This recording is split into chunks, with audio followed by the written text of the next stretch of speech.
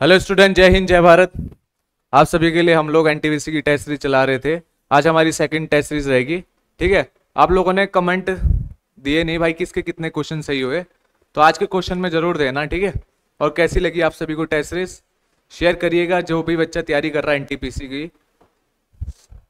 ठीक है, चलो शुरू करते हैं। कल के क्वेश्चन देख लेते हैं एक बार दोबारा, कल के क्वेश्चन हम रिवाइज कर लेते हैं। ठीक है, हमारा कल का पहला सवाल था, भारत में सोने का सबसे बड़ा उत्पादक राज्य कौन सा है?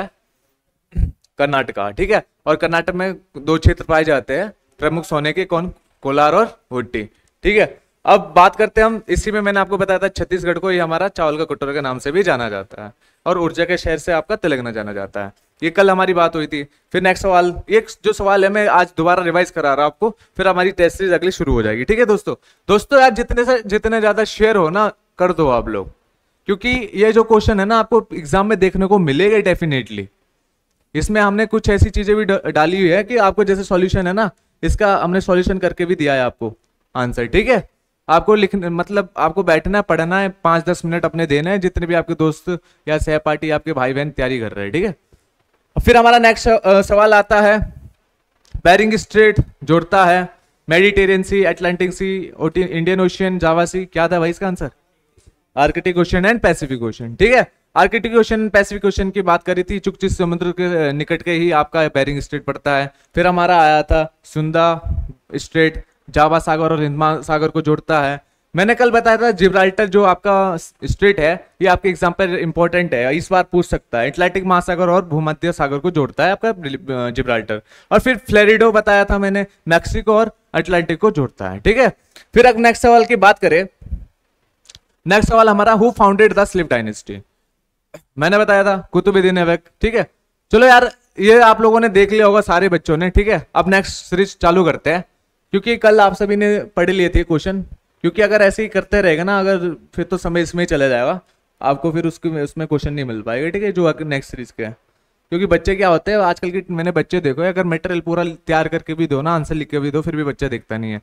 बच्चा पता नहीं कहाँ से यूट्यूब में सर्च करता है, कहाँ से देखता है, ये मुझे पता नहीं है। बाकी हमारे से जितना हो रहा है हम अपना 100% दे रहे हैं, आप लोग भी अपना 100% दीजिए और सब्सक्राइब करिएगा। ठीक है, हमारा टारगेट है 1 मई तक हमारा 1K चाहिए हमें।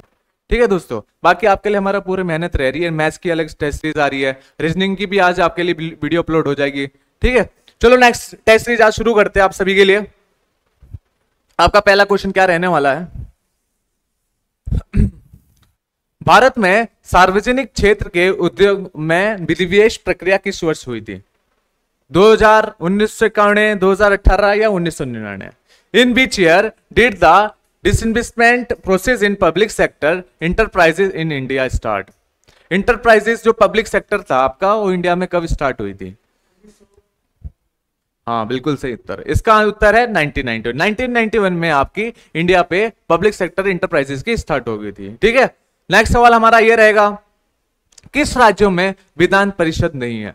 ये आपके इस बार बन सकता है ये सवाल आपको देखने को मिलेगा, क्योंकि शिफ्ट वाइज रहता है, 1.5 महीना पूरा पेपर चलता है, तो ऐसे एनटीपीसी के पास सवाल नहीं रहते। तो आप लोग जरूर, ये जो टेस्ट सीरीज है ना, ये क्वेश्चन मैंने ऐसे निकाले कि ताकि आप हर बच्चा फायदा उठाए इसका। ठीक है, सॉल्यूशन भी हमने लिख के दिए इसमें। बाकी बच्चों आपका रिस्पॉन्स चाहिए, हम इतनी मेहनत कर रहे हैं, आप लोग भी रिस्पॉन्स जरूर दीजिए, हमें भी अच्छा लगेगा। ठीक है, लेजिस्लेटिव काउंसिल, जब है हाँ, which state does not have a Vidhan Parishad? Legislative council. ठीक है, तो आपका इसका सही उत्तर रहेगा केरल। हमारे 6 राज्यों में विधान परिषद है भारत में, कौन कौन से? आंध्र प्रदेश, बिहार, कर्नाटक, महाराष्ट्र, तेलंगाना और उत्तर प्रदेश। आई बात समझ में? इस बार कहीं ये सवाल ना बन जाए हमारे भारत में कितने राज्यों में विधान परिषद है, तो याद रखना 6 राज्यों में आपकी विधान परिषद है। नेक्स्ट सवाल हमारा ये रहेगा, भगवान महावीर का मूल नाम क्या था? ये क्वेश्चन बहुत बार रिपीट हुआ है, ये क्वेश्चन मैं कह रहा हूं ना, ये आएगा ही आएगा। भगवान महावीर का मूल नाम क्या था? बताओ भाई। वृद्धामान, वृद्धमान, वृद्धमान, वृद्धमान, आया समझ में? है ना, वृद्धमान था, पढ़ाया था नहीं तुम्हें? बताया हुआ था मैंने क्लास में। इसका जो सही आंसर रहेगा डी ऑप्शन। वृद्धमान इनका बचपन का नाम था। अपने जो महावीर स्वामी थे वो जैन धर्म के 24वें अंतिम और तीर्थंकर थे। इन्होंने 30 साल की उम्र पे ही क्या बोलते हैं घर त्याग दिया था, संन्यास ले लिया था। ठीक है। और सिद्धार्थ हमारा बचपन का नाम रहता है किसका? गौतम बुद्ध का। ये अपने देखो तस्वीर भी दिख रही होगी, अपने महावीर स्वामी थे। ठीक है। नेक्स्ट सवाल हमारा ये रहेगा, where are the headquarter of the OECD is located. बहुत ही इंपॉर्टेंट क्वेश्चन, बहुत ही महत्वपूर्ण क्वेश्चन है आपके एग्जाम के लिए। बिल्कुल सही उत्तर है, क्या है? बिल्कुल सही उत्तर है, पेरिस इसका सही आंसर है। ठीक है। अब पेरिस की बात करें, OECD की फुल फॉर्म की बात करें, इस बात शायद आपके एग्जाम में यह ना पूछ ले कि OECD की फुल फॉर्म क्या है।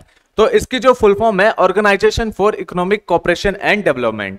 ठीक है। अब जो ये आपका अंतरराष्ट्रीय संगठन है क्या, OECD, इसमें क्या है? इसमें बेहतर जीवन के लिए बेहतर नीतियां बनाई जाती है।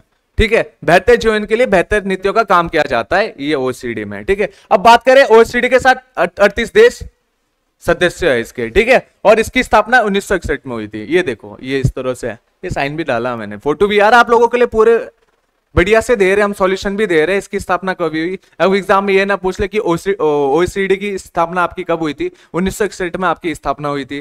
ठीक है। यार सारी चीजें हम पूरी आपको बना के दे रहे हैं यार। बच्चों, आप लोगों का फर्ज है कि आप लोग जितने से जितने ज्यादा हो सके शेयर और सब्सक्राइब जरूर करिएगा। इतनी मेहनत कर रहे हैं, इसमें हम लोग आपके लिए कोई गलत मटेरियल नहीं डाल रहे। ठीक है। नेक्स्ट सवाल हमारा रहेगा, ताजमहल परिसर का निर्माण किस वर्ष शुरू हुआ था? बताओ भाई। हाँ, 1632। अब जो ताजमहल की बात करूं, ताजमहल आपका कहां पर पड़ता है? यूपी के आगरा में पड़ता है। ठीक है। और यमुना नदी के दाहिने किनारे पर स्थित है। इसके जो स्टार्टिंग है, निर्माण हुआ था 1632 में हुआ था। शाहजहां के द्वारा अपनी मुमताज के लिए इसके लिए निर्माण किया गया था, उसकी याद में। ठीक है। पूछा जाएगा इस बार कि ताजमहल आपका कौन से नदी किनारे बना हुआ है, तो आप बता सकते हो कि यमुना नदी के दाहिने किनारे आपका ताजमहल बना हुआ है। और इसका इस बार कहीं ये ना पूछ ले ताजमहल आपका कहां पर है। कुछ कुछ बच्चे होते हैं जिनको पता नहीं होता कि ताजमहल कहाँ है। कोई दिल्ली बोल देता है, कोई अहमदाबाद बोल देता है, बट आपका ताजमहल आगरा में स्थित है। ठीक है। नेक्स्ट सवाल हमारा रहेगा, निम्नलिखित में से कौन सा आंध्र प्रदेश का शास्त्रीय नृत्य है? कुचिपुड़ी, भारतनाट्यम, कथक या कथकली? ये बहुत ही इंपॉर्टेंट क्वेश्चन है, ये आपके एग्जाम में बन सकता है। ठीक है। कुचिपुड़ी इसका सही आंसर है आपका। ठीक है। अब अन्य डांस की बात करें, आपके कथकली आपका केरल का है और कथक आपका उत्तर प्रदेश का है, भारतनाट्यम आपका तमिलनाडु का है। आपके इस बार एग्जाम में जरूर ये आएगा, कथकली या भारतनाट्यम। ये इंपॉर्टेंट में आपका रेलवे एसआई में भी देखने को मिला था ये सवाल, और रेलवे कांस्टेबल में भी देखने को मिला था। ठीक है। जितने भी बच्चे तैयारी कर रहे हैं ना भाई, प्लीज आप लोग जितना हो सके, हम लोग पूरा अपना 100% दे रहे हैं, बाकी आपको भी 100% देना। अगर आप लोगों को ऐसा लगता है कुछ क्वेश्चन गलत है तो आप कमेंट में बताइए, बाकी क्वेश्चन बहुत ही अच्छे हैं, आपको एग्जाम में देखने को मिलेंगे। ठीक है। चलो नेक्स्ट सवाल हमारा रहेगा, कोलेरू झील भारत के किस राज्यों में स्थित है? आंध्र प्रदेश, केरला, राजस्थान या महाराष्ट्र? आंध्र प्रदेश सही उत्तर, आंध्र प्रदेश। आंध्र प्रदेश में आपके कोलारू झील है। अब अगला सवाल ये रहेगा, अगला सवाल लेते हैं हम अभी। अब इसमें क्या पूछ सकते हैं आपसे एग्जाम में कि चिल्का झील है आपकी, वो कहां पर है? उड़ीसा में। ठीक है। ये भारत में सबसे बड़ी खारे पानी की झील है। ठीक है। ये भी पूछ सकता है कि हमारे भारत में सबसे बड़ी खारे पानी की झील कौन सी है? चिल्का झील। ठीक है। अब दूसरी झील आ गई बुलर झील, जो आपकी जम्मू कश्मीर में है। इसको भी पूछ सकता है कि ये हमारी भारत में सबसे मीठे पानी की झील है। अब पूछ सकते हैं कि भारत में सबसे बड़ी मीठे पानी की झील कौन सी है?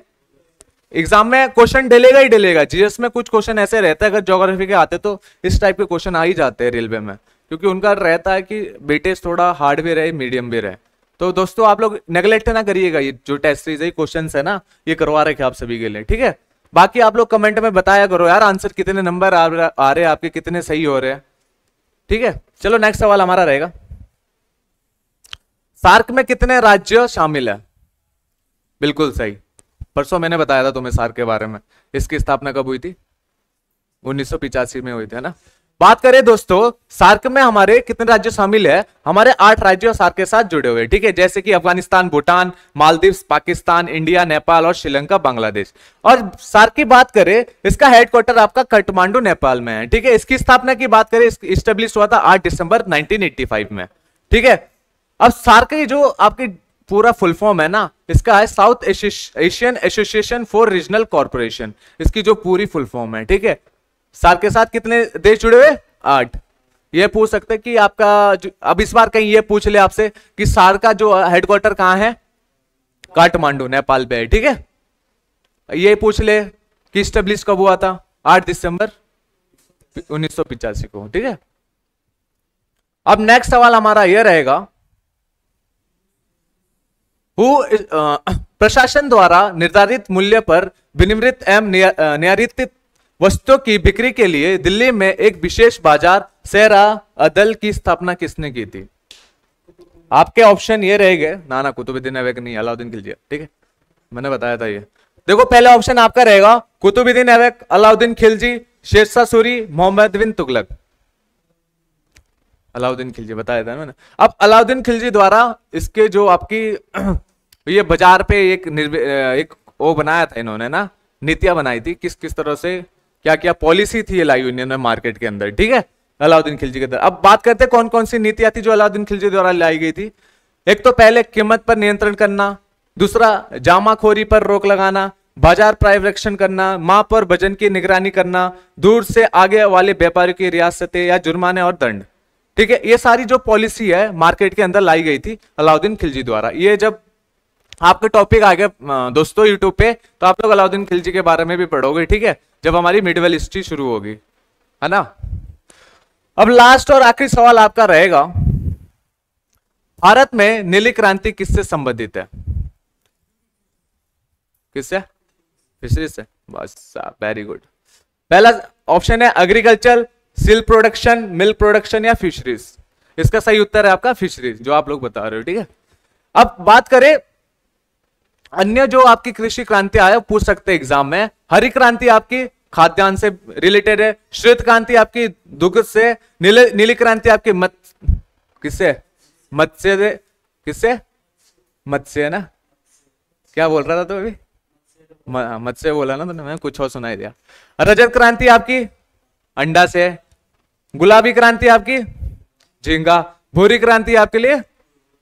अब जो बाकी क्रांतियां है आप लोग अपना कमेंट सेक्शन में जरूर आंसर देना, आपको अगर ये आती है तो कमेंट में जरूर आंसर देना, कल आपके लिए मैं बता दूंगा क्या क्या इसके आंसर है। बाकी आप सभी लोग ना ये वीडियो को शेयर करिएगा, और क्वेश्चन जो ये आपके लिए मैंने बोले ये घर के लिए दिया हुआ है, होमवर्क है आपका, आप लोग जरूर आंसर देना कमेंट में। मुझे अच्छा ऐसा भी लगा कि हाँ बच्चे देख रहे हैं, बच्चों को अच्छा भी लग रहा है, ठीक है। ये क्वेश्चन आपके एग्जाम में पूछ सकते हैं, क्योंकि मैं क्वेश्चन वही ला रहा हूँ आप सभी के लिए, आपके बीच में, जो आपके एग्जाम में ज्यादा महत्वपूर्ण रहेगा, ठीक है। कल फिर मिलते हैं, कल नेक्स्ट वाली टेस्ट सीरीज के साथ।